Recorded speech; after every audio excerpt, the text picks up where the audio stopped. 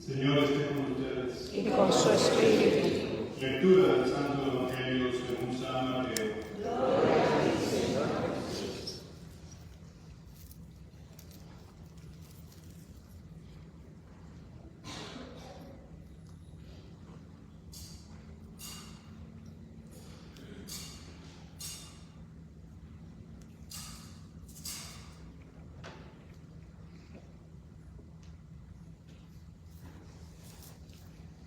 En aquel tiempo, Jesús dijo a sus discípulos: cuando venga el Hijo del Hombre, rodeado de su gloria, acompañado de todos sus ángeles, se sentará en su trono de gloria. Entonces serán congregadas ante él todas las naciones, y él apartará a los unos de los otros, como aparta el pastor a las ovejas de los cabritos, y pondrá a las ovejas a su derecha y a los cabritos a su izquierda. Entonces dirá el Rey a los de su derecha: vengan, benditos de mi Padre, tomen posesión del reino preparado para ustedes desde la creación del mundo. Porque estuve hambriento y me dieron de comer, sediento y me dieron de beber, era forastero y me hospedaron, estuve desnudo y me vistieron, enfermo y me visitaron, encarcelado y fueron a verme. Los justos le contestarán entonces: Señor, ¿cuándo te vimos hambriento y te dimos de comer, sediento y te dimos de beber? ¿Cuándo te vimos de forastero y te hospedamos, o desnudo y te vestimos? ¿Cuándo te vimos enfermo o encarcelado y te fuimos a ver? Y el Rey les dirá: yo les aseguro que cuando lo hicieron con el más insignificante de mis hermanos, conmigo lo hicieron. Entonces dirá también a los de la izquierda: apártense de mí, malditos, vayan al fuego eterno, preparado para el diablo y sus ángeles. Porque estuve hambriento y no me dieron de comer, sediento y no me dieron de beber, era forastero y no me hospedaron, estuve desnudo y no me vistieron, enfermo y encarcelado y no me visitaron.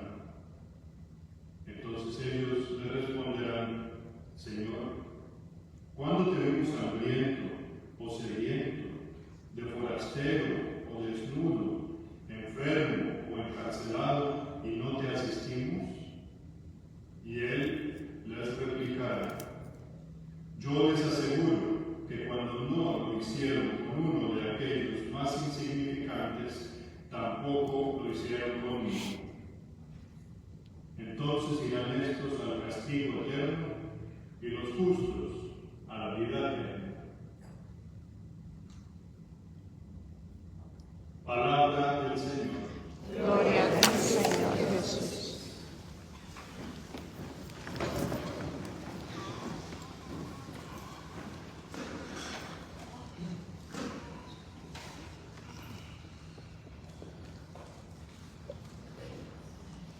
Nosotros rezamos por los fieles difuntos, al igual que los judíos, que también tienen la tradición de rezar por sus difuntos, porque creemos en un Dios de vida. ¿Saben? Si no creyéramos en un Dios de la vida, no pudiéramos rezar por ningún difunto, porque la gente que no cree en un Dios, que no cree en el Dios de la vida, solamente cree que una vez que alguien muere, queda la nada. Solamente queda el resto de sus huesos o su ceniza. Y con la muerte, para aquellos que no creen en Dios, que no creen en el Dios de la vida, se acaba todo. Sin embargo, para la mente humana, la aniquilación del alma resulta repugnante. Nadie se queda tranquilo con la idea de que después de esta vida, cuando viene la muerte, solo viene la nada y el vacío. Por más que los materialistas, por más que los marxistas, por más que los ateos quieran enseñar que después de esta vida solamente viene la nada, el silencio, el vacío, la no existencia, el mismo espíritu humano se queda inquieto y le resulta repugnante pensar que eso va a ser así. Por el contrario, en todas las civilizaciones a lo largo de la historia, el ser humano, aún a tientas, cuando no ha tenido la revelación, nosotros somos la religión de la revelación, hemos tenido la dicha de tener un Dios que ha querido manifestarse, pero no todo el mundo es cristiano, no todo el mundo viene de la religión judía. Bueno, pues en todas las civilizaciones, aún cuando no han tenido la revelación divina como nosotros la tenemos, el ser humano se ha inventado una esperanza de la vida eterna. ¿Por qué? Porque el espíritu humano, el alma humana, está hecha con la huella de la inmortalidad, la huella de la eternidad. Por eso algunos han creído que existe la reencarnación, hay otros que existe, bueno, pues el karma viene como parte de esos que creen en la reencarnación, y algunos se creen que vamos al inframundo y allá hacemos otras cosas, o algunos se han inventado otro tipo de paraíso, pero en realidad el espíritu humano siempre va a esperar algo después de esta vida mortal. ¿Por qué? Sencillamente porque nosotros tenemos en nuestra propia creación la marca de nuestro Hacedor. La mejor huella de que hemos sido creados por Dios es que soñamos a los Dios, esperamos a los Dios. Y ningún ser humano va a querer ser nada después que ha sido la creación más bella y más hermosa salida de la mano de Dios. Si uno busca en la revelación, al principio el pueblo de Israel no tenía bien claro cómo iba a ser la vida después de la muerte. Algunos hablan del Seol, otros hablan de la Gehenna. En el fondo era un lugar de silencio, como un dormitorio, donde todos los justos iban allá a dormir y a descansar. Algunos le decían el seno de Abraham, como un gran aposento donde iban a parar todos los que habían compartido la misma fe de Abraham. ¿Se acuerdan de la parábola de Lázaro? De Lázaro, ¿se acuerdan? ¿Se acuerdan de la parábola del rico y aquel pobre que mendigaba a la puerta del Epulón, de aquel señor bien rico, lleno de comodidades? Pues cuando mueren, ambos van al juicio y uno es mandado al infierno y el otro va al seno de Abraham. Era parte de la cultura y de la religión de los judíos del tiempo de Jesús. Y en la misma parábola se nos enseña que hay un abismo infranqueable entre el paraíso, que es llamado el seno de Abraham, y el lugar de tormento. Ya con el tiempo de Jesús, no solamente que hay algo después de esta vida, sino que después de esta vida existe un juicio. Y ese juicio, como enseña la Iglesia en el Catecismo, primero es el juicio particular y después es el juicio general o universal. Bueno, pues en el Evangelio de hoy escuchamos la historia que Jesús también está enseñando con esta narración, cómo va a ser al final de los tiempos cuando venga Cristo en su segunda venida y se siente en el trono para juzgar las naciones. Se está ilustrando el juicio final, el juicio universal, donde se va a demostrar que todos los juicios de Dios tenían razón. Todo lo que Dios permitió en este mundo tenía una razón, aunque nosotros no lo comprendamos ahora. Aunque muchos se pregunten por qué pasa esto, y por qué tenemos este mal hoy, y por qué la gente comete estos pecados, o por qué esta gente al final se salva y no se condena, y por qué alguien por el contrario se condena y no se salva. Bueno, pues todas estas respuestas las vamos a encontrar explicadas en el juicio final. Pero lo que enseña la doctrina cristiana, además de eso, es que todos nosotros tenemos después de esta vida un juicio particular. Y es a esto a lo que llamamos escatología, las cosas del fin. Hoy estamos celebrando una misa a favor de todos los fieles difuntos, porque creemos que después de este mundo, después de esta vida, no solamente existe el paraíso, sino que también existe un sitio de purificación previo al paraíso. ¿Quién va a estar rezando por los santos en el cielo? No. Los santos que están en el cielo no necesitan que recen por ellos. Más bien nosotros necesitamos la intercesión de los santos, ¿cierto? Bueno, pues si estamos rezando hoy aquí por los difuntos, es porque además de que creemos en el juicio particular y el juicio universal, creemos que después de esta vida hay dos opciones. Y hay una opción que es para aquellos que les vaya muy bien, pero que primero necesitan cierta purificación. El peor de los dos destinos sería la condenación eterna.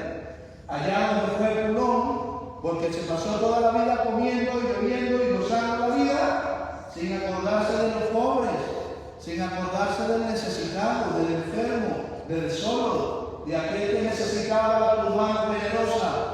No seas como el Pulón, porque el destino de Pulón no es la salvación. No me gusta decir la palabra infierno, a la gente le da miedo. Infierno, le da miedo. No, pero hay que decir las cosas por su nombre, que es la condenación. El que se condena es porque, no porque Dios lo lanza al infierno, es porque él mismo ha querido no entrar a la herencia de los bienaventurados. A diferencia de este primer destino, que es tan malo, tenemos la salvación y la vida eterna. En el tiempo de Jesús, el seno de Abraham, para todos los cristianos, la vida eterna, la vida de los bienaventurados, el cielo, la Jerusalén celestial, la visión beatífica, el estado de gloria en el que se encuentran todos los santos y los bienaventurados. Padre, pero si después de esta vida viene el juicio y ya cada uno sabe para dónde va, ¿por qué estamos rezando hoy aquí? Estamos rezando precisamente porque aunque todos los salvados terminarán entrando al cielo, algunos lo hacen de manera inmediata. ¿Cuáles son los que entran al cielo de manera inmediata? Los que se van de esta vida sin deudas de ningún tipo. Vaya, que todo el mundo está endeudado. Pero hay que saber. Los que entran al cielo inmediatamente, los mártires, que gritan viva Cristo Rey, lo matan por Cristo, ese no necesita ninguna purificación. La Madre Teresa de Calcuta, yo no creo que haya pasado por el purgatorio. Los santos grandes de la iglesia, que han entregado todo por Cristo, ¿verdad?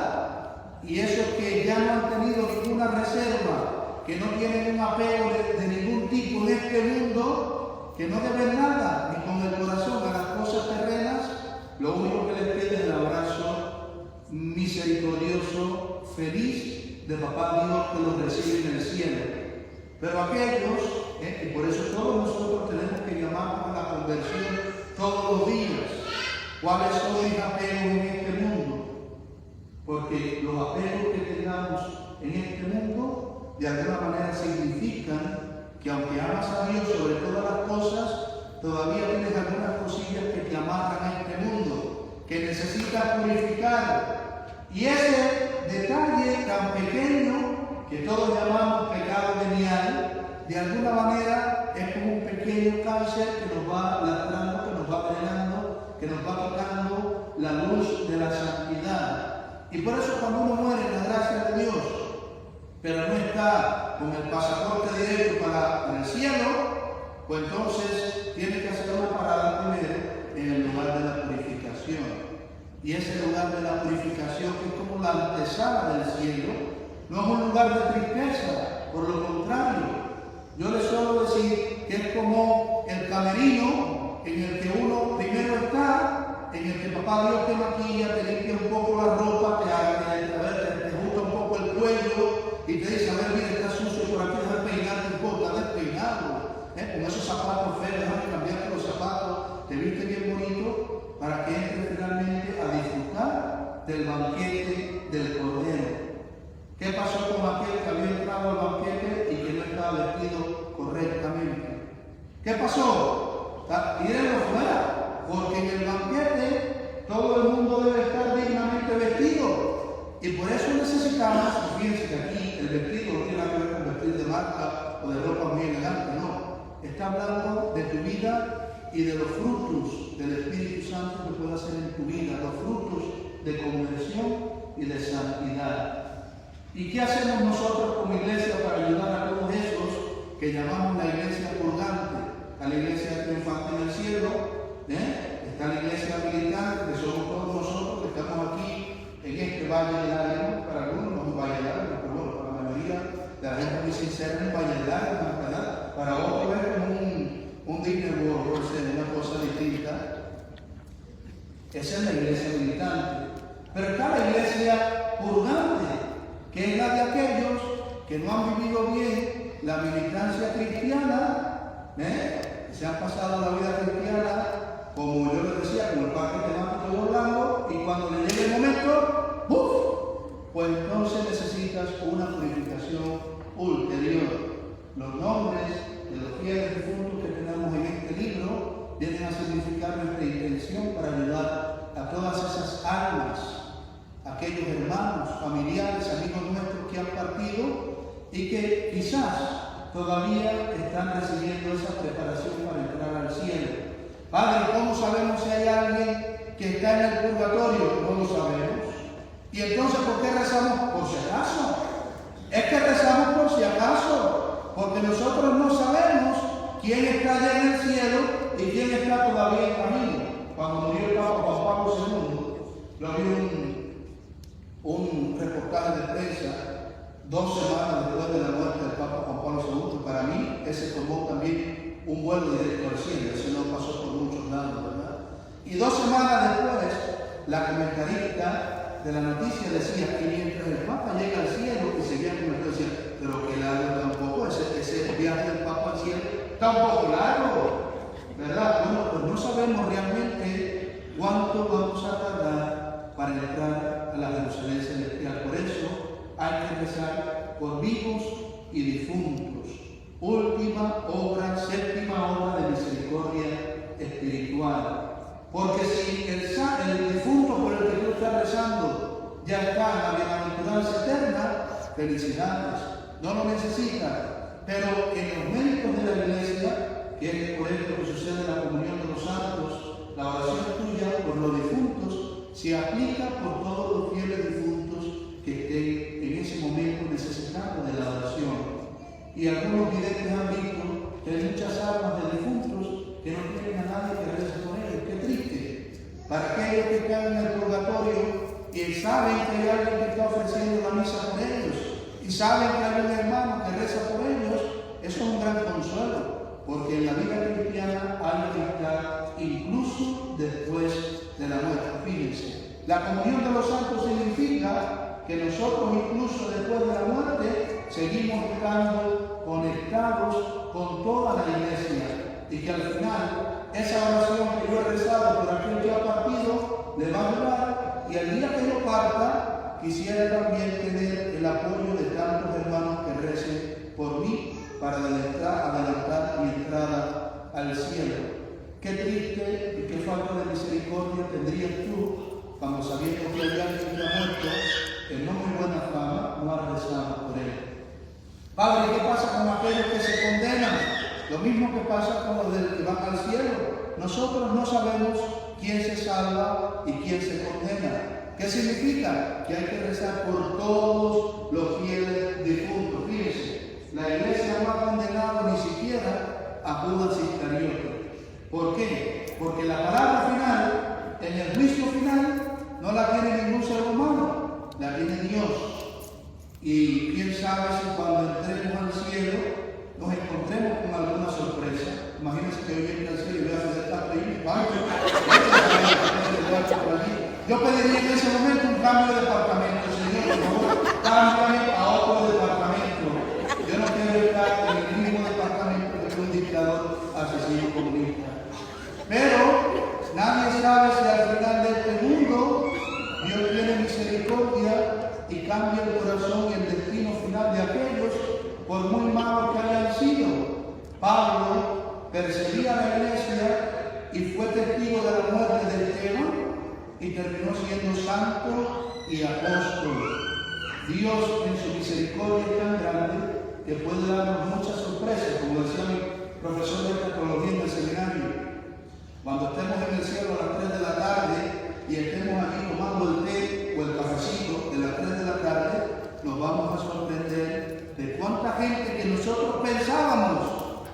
iban a estar, no están.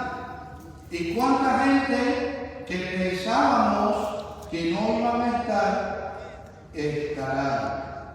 Por eso lo único y el último recurso que nos queda es rezar todo el tiempo por todos, sin mirar los pecados, sin recordar con rencores, sin pensar en lo malo que haya hecho, todo lo contrario, encomendando todas las almas a la misericordia infinita de Dios. Amén.